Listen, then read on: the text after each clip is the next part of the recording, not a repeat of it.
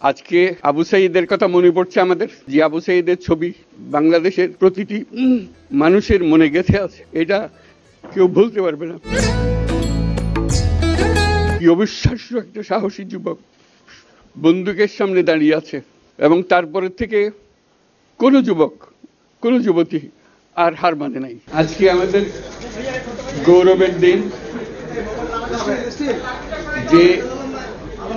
যে বিপ্লবের মাধ্যমে বাংলাদেশ আজকে নতুন বিজয় দিবস সৃষ্টি করলো, সেটাকে সামনে রেখে এবং আরো মজবুত করে আমাদেরকে সামনে এগিয়ে যেতে হবে।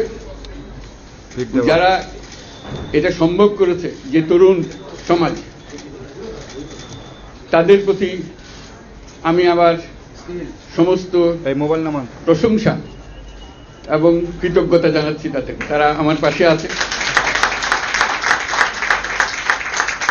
এরা এই দেশকে রক্ষা করেছে, এই দেশকে নতুনভাবে পুনর্জন্ম দিয়েছে, এবং এই পুনর্জন্মে যে বাংলাদেশ পেলাম, সে বাংলাদেশ যেন অত্যন্ত দ্রুত গতিতে এগিয়ে চলতে পারে, সেটাই হলো আমাদের শপথ।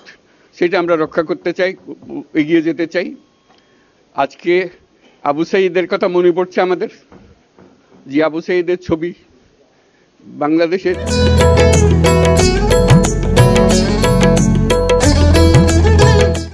প্রতিটি মানুষের মনে গেঁথে আছে, এটা কেউ ভুলতে পারবে না। কি অবিশ্বাস্য একটা সাহসী যুবক বন্দুকের সামনে দাঁড়িয়ে আছে, এবং তারপরে থেকে কোনো যুবক, কোনো যুবতী আর হার মানে নাই, সামনে গিয়ে আছে এবং বলছি যত গুলি মারো, মারতে পারো, আমরা আছি।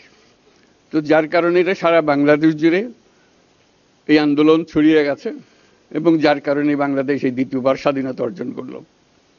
এই স্বাধীনতাটা আমাদেরকে রক্ষা করতেই হবে। শুধু রক্ষা করা নয়, এই স্বাধীনতার সুফল প্রতিটি মানুষের ঘরে পৌঁছাতে হবে, তা না হলে এই স্বাধীনতার কোনো দাম নাই।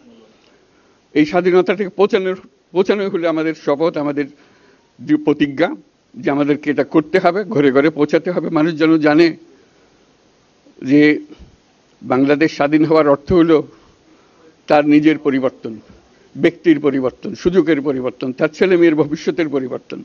এটা যেন প্রত্যেকে বুঝে নেয়, এবং আজকের তরুণ সমাজকে বোঝানো যে এই দেশ, এটা তোমাদের হাতে, তোমরা এটাকে